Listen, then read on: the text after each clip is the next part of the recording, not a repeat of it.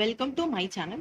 இன்னைக்கு என்ன பார்க்க போறோம்னா கார்ப்பரேட் ஃபைனான்சியல் ரிப்போர்ட்டிங்ல நான் பேங்கிங் ஃபைனான்சியல் கம்பெனி. ஸோ இதோட ப்ரொவிஷன் அமௌண்ட்லாம் எப்படி கம்ப்யூட் பண்றாங்க அப்படின்றத இந்த வீடியோல பார்க்க போறோம்.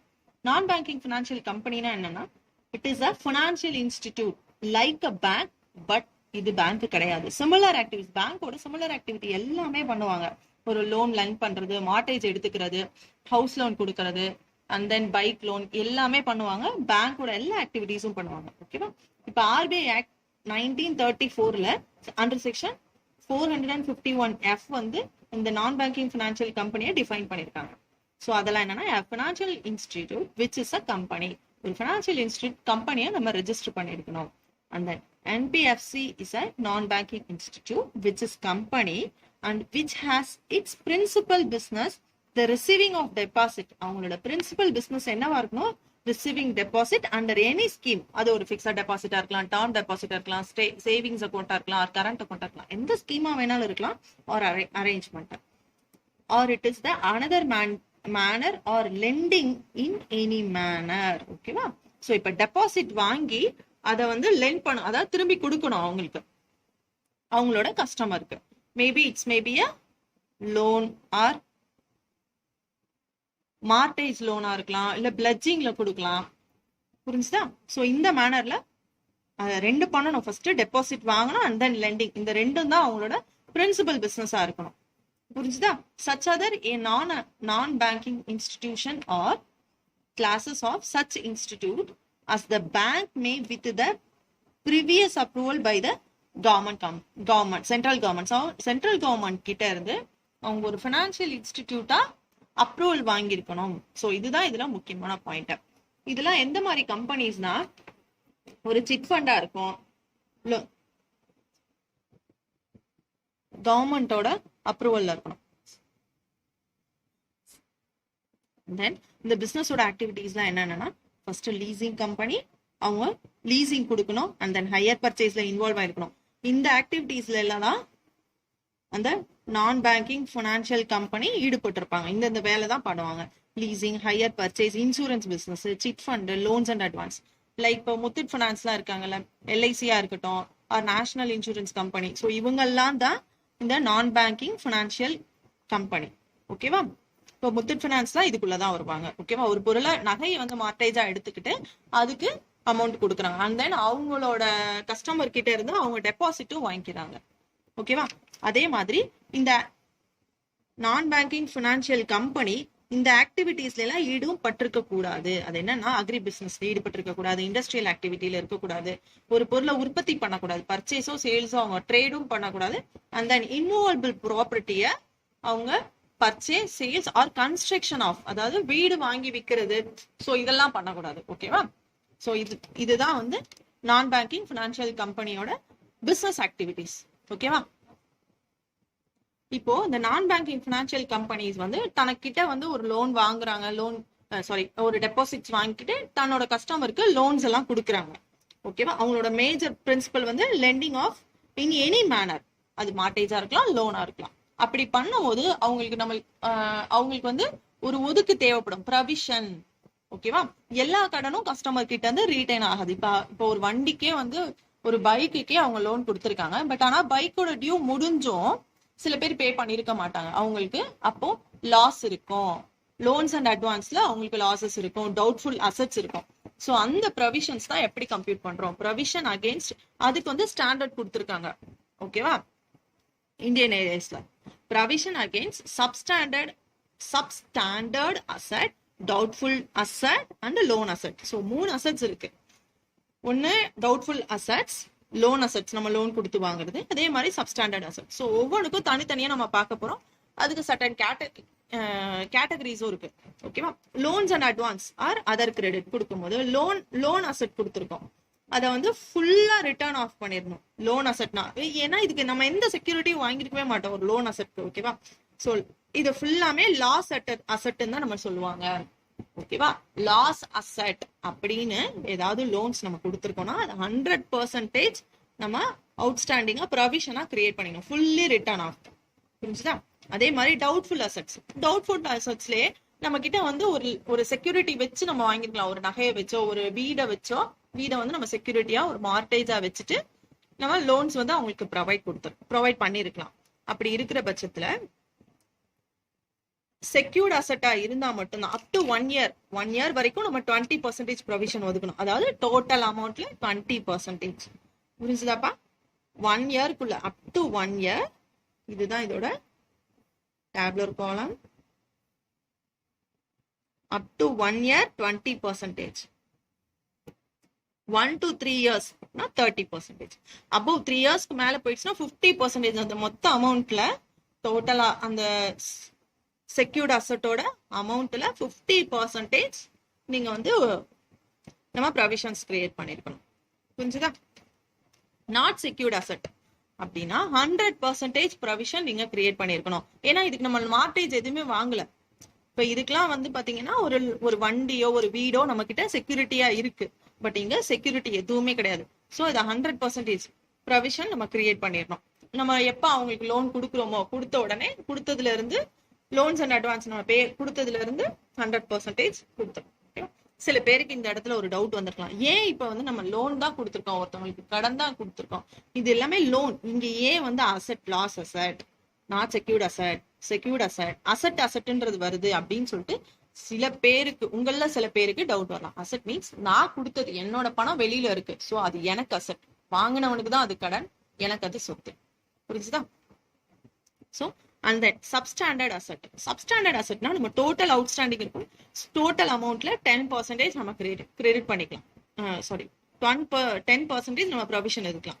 மொத்தம் நம்மளுக்கு எவ்வளவு அவங்க கொடுக்கணுமோ அவுட்ஸ்டாண்டிங், ஓஎஸ் மீன்ஸ் அவுட்ஸ்டாண்டிங், எவ்வளவு நம்மளுக்கு அவங்க கொடுக்காம வச்சிருக்கானோ அவுட்ஸ்டாண்டிங் அமௌண்ட் இருக்கோ அதுல 10%. புரிஞ்சுதாப்பா? அந்த லீஸ் ஆர் ஹையர் பர்ச்சேஸ் அசெட்டா இருந்தா நம்ம லீஸ்க்கு விட்டுருக்கலாம் அவங்க கிட்ட, ஏன்னா ஹையர் பர்ச்சேஸ்ல இன்ஸ்டால்மெண்ட்ல நம்ம பே பண்ண சொல்லியிருக்கோம். சோ அந்த அசெட்டுக்கு எப்படி ப்ரொவிஷன் கிரியேட் பண்ணோம்? இது எல்லாமே நம்மளுக்கு செக்யூரிட்டியா கொடுத்த அசெட். இது நான் செக்யூர்ட் அசெட். இது வந்து பாத்தீங்கன்னா ஒரு lease asset or hire purchase. இன்ஸ்டால்மெண்ட்ல நம்மளுக்கு கொஞ்சம் கொஞ்சமா பே பண்ணிட்டு இருக்கான். நம்ம அவனுக்கு ஒரு வண்டியோ ஏதோ கொடுத்துருக்கோம், பைக்கோட இன்ஸ்டால்மெண்ட் பே பண்ணுவோம்லப்பா, சோ அந்த மாதிரி தான் இதுவும். புரிஞ்சுதா? இது லீஸ் ரெண்டா இருக்கலாம். லீஸ் ரெண்ட்னா அப் டு 12 months அப்படின்னா அது நில் ரேட். ப்ரொவிஷன் ரேட் எவ்வளோ? Percentage of provision. இது வந்து டூரேஷன். அப் டு 12 months அப்படின்னா அப் டு 1 year. 1 year வரைக்கும் நில் ரேட். அப்புறம் செகண்ட் 2 years, 1 to 2 years அது எவ்வளோ? 10%. 2 to 3 yearsக்கு வந்து 40%. 3 to 4 yearsக்கு 70%. above 4 yearsக்கு மேல போயிடுச்சுன்னா 100% நம்ம ப்ரொவிஷன் ஒதுக்கி இருக்கணும். எவ்வளவு அமௌண்ட் அவுட்ஸ்டாண்டிங்ல இருக்கோ அந்த அமௌண்ட்ல 100%, 10, 40, 70, 100. அப் டு 1 year வரைக்கும் நில்லு, நம்ம ப்ரொவிஷனே கிரியேட் பண்ண தேவையில்லை. 1 year to 2 yearsக்குள்ள 10%, 2ல இருந்து 3 years 40%, 3ல இருந்து 4 years 70%, above 4 years no need to 100% நம்ம ப்ரொவிஷன் கிரியேட் பண்ணிருக்கணும். And then finally provision against the standard asset. ஒரு ஸ்டாண்டர்ட் அசெட்க்கு நம்ம எப்படி ப்ரொவிஷன் கிரியேட் பண்ணுவோம்? இது வந்து இயர் வச்சுதான்ப்பா. எண்ட் ஆஃப் த மார்ச் 2015 அந்த ஸ்டாண்டர்ட் அசெட் இருக்கு அப்படின்னா 0. நல்லா பாத்துக்கோங்க, 0.25%. ஓகேவா? 0.25%. சில பேர் நினைச்சலாம் இது 25%. 25% கிடையாது, 0.25. அதாவது 1%க்கும் கம்மி தான். இது எல்லாமே 1%க்கும் கம்மி தான். மார்ச் 2016க்குள்ள at the end of March 2016ல இந்த ஸ்டாண்டர்ட் அசெட் கிரியேட் பண்ணிருக்காங்க, இல்ல யாருக்கும் லெண்ட் பண்ணிருக்காங்க அப்படின்னா 0.30%. மார்ச் 2017 0.35, அதாவது 55% இன்க்ரீஸ் ஆயிருக்கும். அந்த மார்ச் 2018ல 0.40%. ஓகேவா? சோ இதெல்லாம் தான் ப்ரொவிஷன்ஸோட ரேட். இப்ப ப்ரொவிஷன் ரேட் பார்த்தாச்சு. இப்ப நம்ம சம்ஸ்குள்ள போயிடலாம். ஸோ ஃபர்ஸ்ட் இல்லஸ்ட்ரேஷன், நம்மளுக்கு ஸ்டாண்டர்ட் அசெட் வந்து 8,400 lakhs. சப்ஸ்டாண்டர்ட் அசெட் நம்ம கான்ஸ்டன்டா 10% கொடுத்துருப்போம், 910. அண்ட் தென் இந்த டவுட்ஃபுல் டெட்ஸ் பார்த்தீங்கன்னா அப் டு 1 yearக்குள்ள இவ்வளோ எனக்கு அவுட்ஸ்டாண்டிங் இருக்கு. 1 yearல இருந்து 3 years 70, 3 years மோர் வந்து 20 அப்படின்னு அவங்களே கொடுத்துருக்காங்க கேட்டகரிஸா பிரிச்சுட்டு. ஓகேவா? அதே மாதிரி unsecured portion doubtful debts 87, loss assets 24. So இப்போ நீங்க கேட்கலாம் ஸ்டாண்டர்ட் அசெட்டுக்கு நான் வந்து இப்போ ஸ்டாண்டர்ட் அசெட்க்கு பாத்தீங்கன்னா நம்மளுக்கு மார்ச் 2015, 16, 17, 18 நம்மளுக்கு இருக்கு. ஓகேவா, அந்த ப்ரொவிஷன்ஸ் ரேட். பட் ஆனா இந்த சம்ல எங்கேயுமே நம்மளுக்கு யாரே கொடுக்கல. நம்ம யாரு கொடுத்தா தானப்பா இதை கண்டுபிடிக்க முடியும். ஸோ பாத்தீங்கன்னா இப்போ இதுல பாத்தீங்கன்னா 1, 2, 3 இங்க 3 இயர்ஸ் கொடுத்துருக்காங்களா, அப்ப நம்ம 3 இயர்ஸ் பேக் போய்க்குவோம். ஓகேவா, ஸோ 3 இயர்ஸ் பேக் போயிட்டு 3 வருஷத்துக்கு முன்னாடி அப்படின்னு நம்ம இதை பாத்துக்கிறோம். ஓகேவா, இப்ப 3 இயர்ஸ் பேக்னா இப்ப இதானே ஸ்டார்ட் பண்ணது. ஸோ 3 இயர்ஸ் 0.40 அப்படின்னு நம்ம கம்ப்யூட் பண்ணிக்கிறோம். ஓகேவா, புரிஞ்சுதா? இப்படிதான் இது அசம்ஷன்ல தான் இந்த சம் நம்ம எடுத்திருக்கோம். ஓகேவா, சோ இப்போ நம்ம என்ன பார்க்க போறோம், அமௌண்ட் ஆஃப் ப்ரொவிஷன். எனக்கு இந்த வருஷம் என்னோட பேலன்ஸ் ஷீட்ல போடுறதுக்கு நான் எவ்வளவு ஒதுக்கு கிரியேட் பண்ணணும். ப்ரொவிஷன் மீன்ஸ் ஒதுக்கு தானப்பா, வாராக்கடன் ஒதுக்கு. எஸ், அமௌண்ட் ஆஃப் ப்ரொவிஷன் எவ்வளவு கிரியேட் பண்ண போறேன்னு நம்ம இப்ப கண்டுபிடிக்க போறோம். ஓகே, பர்டிகுலர்ஸ்ல ஃபர்ஸ்ட் அசெட் என்னப்பா, ஸ்டாண்டர்ட் அசெட். எவ்வளவு அமௌண்ட் எனக்கு லோனை நம்ம கொடுத்துருக்கோம், 8400. இதுக்குரிய ப்ரொவிஷன் பெர்சன்டேஜ் நம்ம எவ்வளவு பார்த்தோம், 3 இயர்ஸ். ஓகேவா, so 3 years back. So 0.40%. First அதுக்குரிய ப்ரொவிஷன் ரேட் போட்டுக்கலாம். ஓகே, அப்படியே நம்ம கம்ப்யூட் பண்ணி போறதுக்கு ஈஸியா இருக்கும்.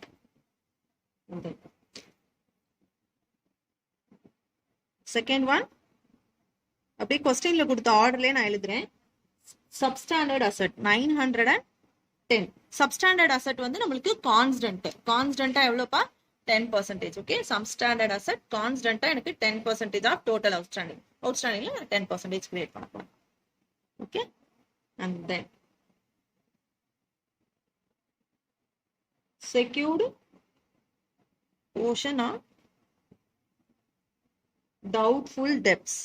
Okay, so doubtful debtsல up to 1 year. 1 year வரைக்கும் எனக்கு எவ்வளவு outstanding இருக்கு, 160.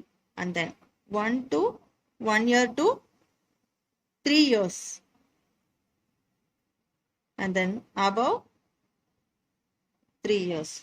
So inga 70 and then 20. So இது வந்து secured loan.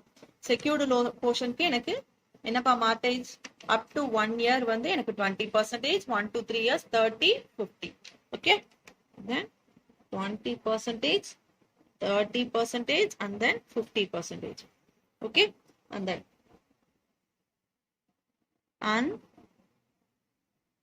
unsecured portion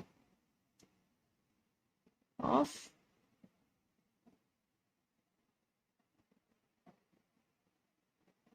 doubtful debt. ஓகேவா, சோ இதுல unsecured portion. சோ நம்ம என்ன சொல்லிருக்கோம், unsecured portionனா not secured 100% நம்ம provision create பண்ண போறோம். ஓகே, சோ எவ்வளவு அமௌண்ட் unsecured portionல 87. சோ இதுல 100% நம்ம கிரியேட் பண்ண போறோம். and then loss assets. loss assetsல என்ன சொல்லிருக்கோம், லாஸ் அசெட். இந்த அசெட்டே நம்மளுக்கு லாஸ் தான் நம்ம டிஃபைன் பண்ணிருக்கோம். ஓகேவா, இது வரவே வராது. சோ இதையும் 100%. நாட் செக்யூர்டும் லாஸ் அசெட்டும் எப்பயுமே 100% தான். ஓகேவா, சோ இப்போ நம்ம இதுல கால்குலேட் பண்ணுவோம். அந்த இப்போ 8400 into 0.40%. ஓகேவா, இப்போ 33.60. and then இதுல 10% எனக்கு எவ்வளவு வரும், 91.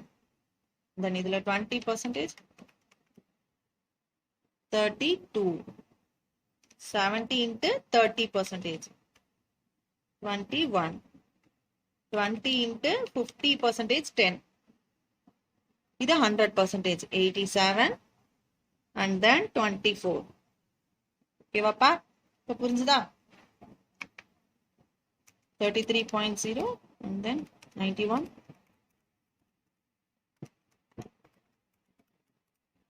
So எனக்கு மொத்த ப்ரொவிஷன் எவ்வளோ, நான் டோட்டல் ப்ரொவிஷன் என்னோட பேலன்ஸ் ஷீட்ல நான் 298.60 லேக்ஸ் தான் நான் கிரியேட் பண்ண போறேன். ஓகேவா? சோ இப்போ புரிஞ்சுதாப்பா? சோ இப்போ illustration 2 நெக்ஸ்ட் illustration பார்க்கலாம். இதை நான் சும்மா எக்ஸ்பிளைன் பண்றேன், நீங்க சம் செஞ்சு பாருங்க. நம்மளுக்கு ஸ்டாண்டர்ட் அசெட்ஸ் இருக்கு. சோ இதுலயே ஃபர்ஸ்ட் வந்து நம்மளுக்கு இயர் கொடுத்துருக்காங்களான்னு பார்ப்போம். இயர் கொடுக்கவே இல்லை. ஓகேவா? And then standard asset 16,800 up to 1 year and then substandard asset. So இதுக்கு எவ்வளவு percentage? இதுக்கு எவ்வளவு percentage நம்மளுக்கு substandard assetsக்கு? நம்ம 10%.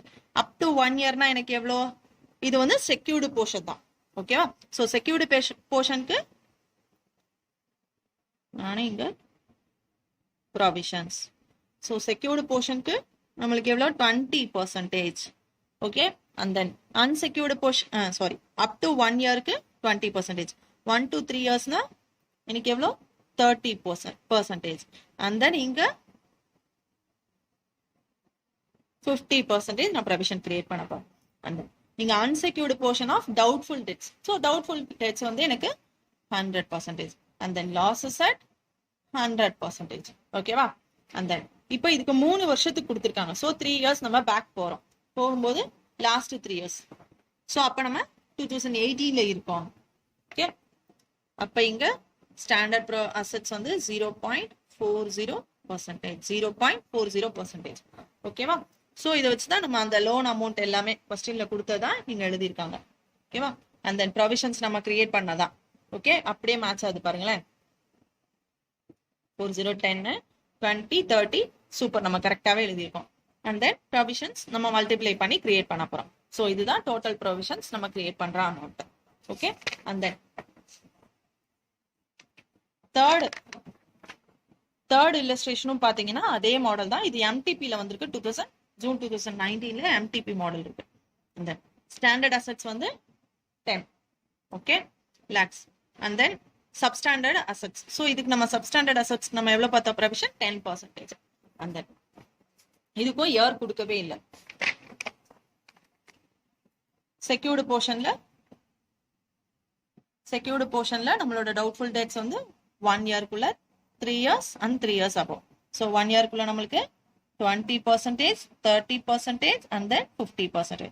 So இங்க 3 years இருக்கு. அப்ப and then unsecured portion வந்து எனக்கு 100% provision. Loss assets 100% provision. ஓகேவா? so இங்க 3 yearsக்கு கொடுத்திருக்காங்க. so நம்ம 3 years பேக் போறோம். ஸ்டாண்டர்ட் அசெட்ஸ் வந்து கரண்ட்ல இருக்கிறது 2018 அப்படின்னு அசம்ஷன்ல 0.40% போட்டுக்கிறோம். ஓகேவா? ஸோ அதுபடி ப்ரொவிஷன்ஸ் கிரியேட் பண்ணோம்னா நம்மளுக்கு ஆன்சர் டோட்டல் ப்ரொவிஷன்ஸ் நம்மளுக்கு கிடைச்சோம். ஓகேவா? ஸோ இந்த சம் உங்களுக்கு புரிஞ்சிருக்கும்னு நினைக்கிறேன். அண்ட் தென் முக்கியமானது இப்போ நான் பேங்கிங் ஃபினான்ஷியல் கம்பெனி வந்து இப்போ புதுசா ஆட் பண்ணியிருக்காங்க கரண்ட் இயர் சிலபஸ்ல. ஓகேவா? ஸோ இது ரொம்ப முக்கியம். எம்டிபில மட்டும்தான் இது வரைக்கும் கேட்டிருக்காங்க. ஓகே? முக்கியமா நோட் பண்ணி எக்ஸாம்க்கு முன்னாடி கண்டிப்பா ப்ரிப்பேர் பண்ணி படிச்சுக்கோங்க. ஓகே? ஹாப்பி